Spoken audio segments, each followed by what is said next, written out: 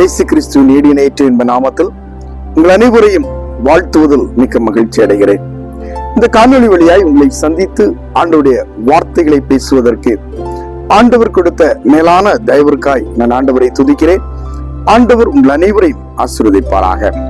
இந்த நாளில் உங்களோடு பகிர்ந்து கொள்ள தெரிந்து கொண்ட வசனம் யாக்கோபு எழுதின நிருபம் 4வது அதிகாரம் 6வது வசனம்.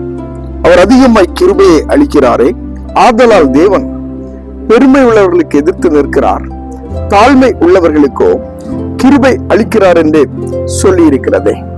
எனக்கு அன்பானவர்களே, நம்முடைய வாழ்வில் ஆண்டவர் கொடுக்கிற கிருபை என்பது மிகவும் மேலானது. தகுதி இல்லாத ஒருவனை ஆண்டவர் தகுதிப்படுத்துவது ஆண்டவருடைய கிருபை. ஒரு முறை ஒரு பட்டணத்திற்குள்ளாக குருவானவர் ஒருவர் வந்திருந்தார்.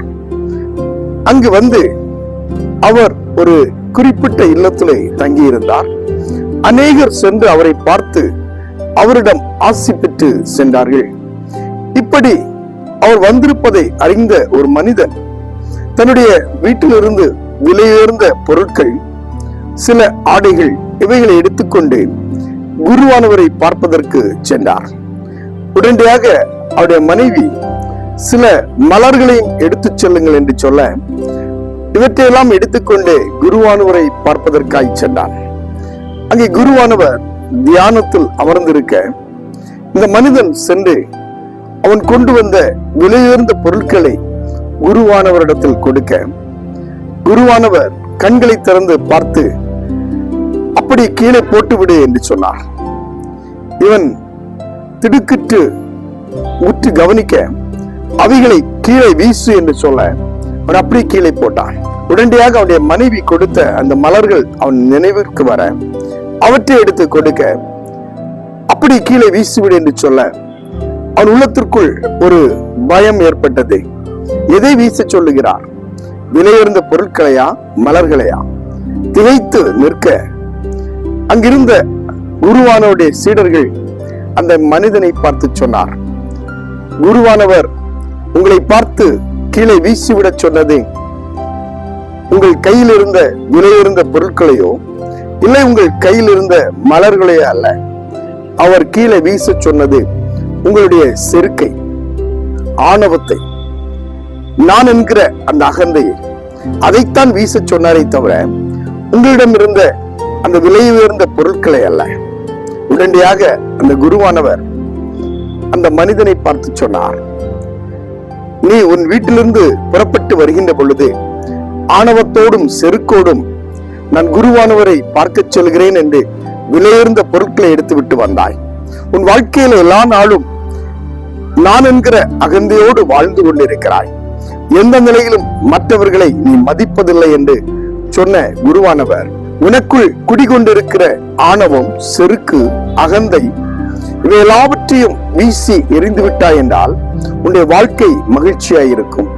எஞ்சி இருக்கிற வாழ்வை மகிழ்ச்சியோடு மற்றவர்களோடு பகிர்ந்து வாழ கற்றுக்கொள் என்று அறிவுரை சொல்லி அனுப்பி வைத்தார்.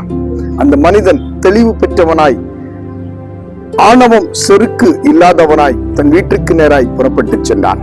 எனக்கு அன்பானவர்களே, நம்மில் அநேகர் கூட நான் என்கிற அகந்தை, எனக்கு எல்லாம் தெரியும் என்ற எண்ணம், அதிகமாய் கற்றிருக்கிறேன், அதிக செல்வம் இருக்கிறது, அதிக செல்வாக்கு இருக்கிறது, அநேகரை நான் கண்டிருக்கிறேன், உயர் பதவிகள் வகித்திருக்கிறேன் என்ற செருக்கோடும் செல்வ செருக்கோடும் ஆணவத்தோடும் வாழ்ந்து கொண்டிருப்பது உண்டே.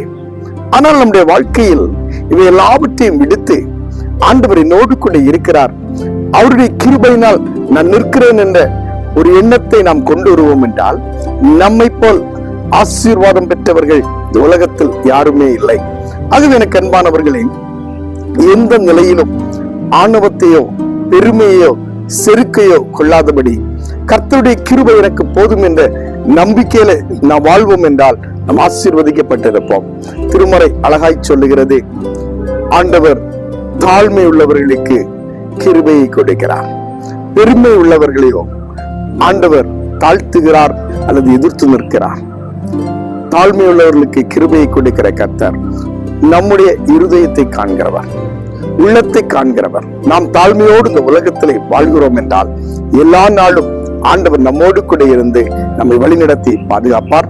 ஆகவே நம்முடைய ஆணவம், செருக்கு, கௌரவம், பெருமை எல்லாவற்றையும் ஓரம் கட்டி வைத்துவிட்டு கர்த்தருடைய சித்தத்தை உணர்ந்து அவரை போல் வாழ்ந்து அவருடைய இரக்கத்தை பெற்றவர்களாய், கிருபையை பெற்றவர்களாய் அவருடைய சித்தத்தை நிறைவேற்றி வருவோம்.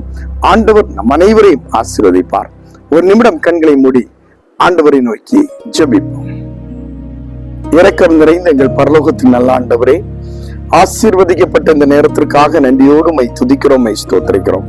இந்த நாளிலும் நாங்கள் எங்களை உயர்த்தாதபடி, எங்களுடைய பெருமைகளை சொல்லாதபடி, கௌரவம், செருக்கு, ஆணவத்தோடு வாழாதபடி, கர்த்தருடைய சித்தம் என்னதென்று அறிந்து ஆண்டவருடைய கிருபையை பெற்றுக்கொண்டு அவரே நாங்கள் மகிமைப்படுத்தி வாழ்வதற்கு ஆண்டவர் கிருபை செய்யும். எங்களுக்குள்ளாக இருக்கின்ற எல்லா வீண் பெருமைகளை நாங்கள் ஒதுக்கி வைத்து விட்டு உம்முடைய சித்தத்தை செய்வதற்கு நாங்கள் ஆயத்தப்பட ஆண்டவர்களை கிருபை செய்வீராக. இந்த வார்த்தைகளை கேட்டு அதன்படி ஆண்டவருக்குள் தங்களை அர்ப்பணிக்கிற ஒவ்வொருவருக்காய் நாங்கள் ஜெபிக்கிறோம். ஒவ்வொருவரையும் கர்த்தர் ஆசீர்வதியும், உம்முடைய பாதுகாவல் வழிநடத்தல் கூட இருக்கட்டும். என்னென்ன தேவைகளோ எல்லாவற்றையும் கர்த்தர் சந்தியும். உம்முடைய மேலான தயவு, கிருபை ஒவ்வொருவரையும் தாங்கட்டும். உம்முடைய பாதத்தில் எங்களை தாழ்த்தி ஒப்புக் கொடுக்கிறோம். ஆண்டவர் பொறுப்பெடுத்துக் கொள்ளும். இயேசு கிறிஸ்துவின் வழியாய் வேண்டுகிறோம். ஜெபம் கேளும் நல்ல பிதாவே, ஆமென். கிறிஸ்துவுக்குள் என மிகவும் அன்பானவர்களே, இந்த நாளில் உங்கள் அனைவரையும் ஒரு வீசிக்கூட நான் வாழ்த்துகிறேன். ஆண்டவர் தருகின்ற கிருபையை, இரக்கத்தை பெற்றுக்கொண்டு வாழ்வில் முன்னேற ஆண்டவர் கிருபை செய்வார். நமக்குள் இருக்கின்ற ஆணவம், செருக்கு, கௌரவம், பெருமை எல்லாவற்றையும் ஓரம் கட்ட ஆண்டவர் நமக்கு உதவி செய்வார். கர்த்தரை நம்பி அவரை பின்பற்றுவோம். ஆண்டவருடைய பிரசன்னம் நம்மோடு கூட இருக்கும். மீண்டும் அடுத்த காணொளியில் உங்கள் அனைவரையும் சந்திக்கிறேன். அதுவரையிலும் ஆண்டவருடைய வழிநடத்தல், பாதுகாவல் அனைவரோடும் கூட இருப்பதாக. ஆமென்.